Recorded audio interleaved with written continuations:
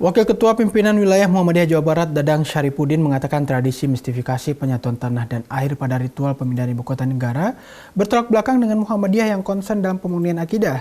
Selain itu, pemindahan ibu kota terkesan dipaksakan di tengah terpuruknya ekonomi negara oleh COVID-19. Yang terhormat Presiden Republik Indonesia, Bapak Joko Pemindahan ibu kota negara atau IKN dari Jakarta ke Kalimantan Timur ditandai dengan menyatukan tanah dan air yang dibawa para gubernur dari 34 provinsi di IKN Nusantara. Gubernur Aceh. Prosesi itu sebagai bentuk kebinekaan dan persatuan dalam membangun Nusantara. Namun pemindahan ibu kota negara masih menimbulkan pro dan kontra karena terkesan dipaksakan di tengah terpuruknya perekonomian.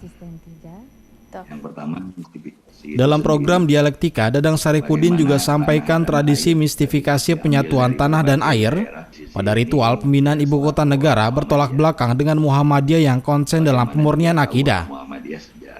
Selain itu, Dadang juga menyayangkan pengesahan ibu kota negara dilakukan begitu cepat dan terkesan dipaksakan. Dadang menilai timingnya kurang tepat di tengah situasi kondisi rakyat dalam keadaan sulit ekonomi. Daerah istimewa.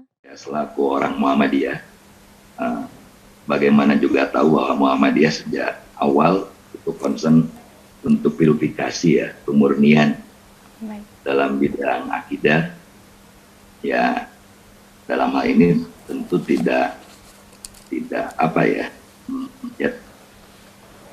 dengan mistifikasi tadi sangat bertolak belakang dengan apa yang selama ini dilakukan oleh Muhammadiyah dalam dakwahnya, yakni pemurnian akidah gitu.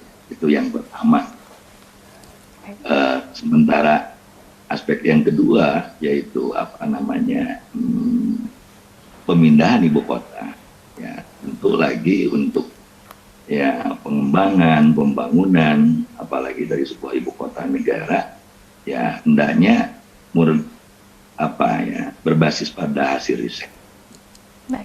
Ya, apa yang disampaikan tadi dari Walhi saya kira sudah cukup untuk dijadikan bahan pertimbangan bahwa daerah tersebut tidak cocok untuk dijadikan sebagai ibu kota karena akan berdampak ya multidimensi ya.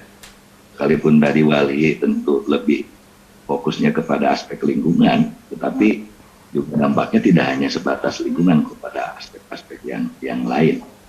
Dan tentu dalam kaitan dengan proses perpindahannya pun, sebagai yang tadi juga diurai, dari mulai penetapan undang-undang yang sebut saja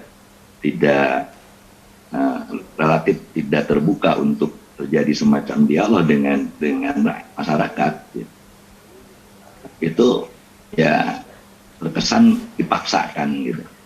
Dipaksa seolah dikejar target bahwa ini harus secepatnya pindah gitu. Satu itu, kemudian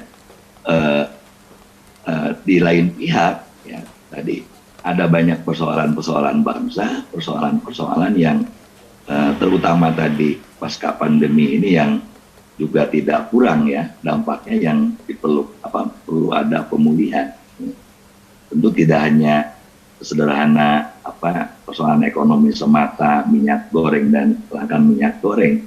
Saya kira efek dari pandemi yang melumpuhkan berbagai sektor kehidupan ini juga perlu ada semacam pemulihan, recovery dan sebagainya. Kearifan lokal yang beragam disatukan Tim TV oleh Mo tanah memberitakan. dan air sehingga jadilah tanah air Indonesia.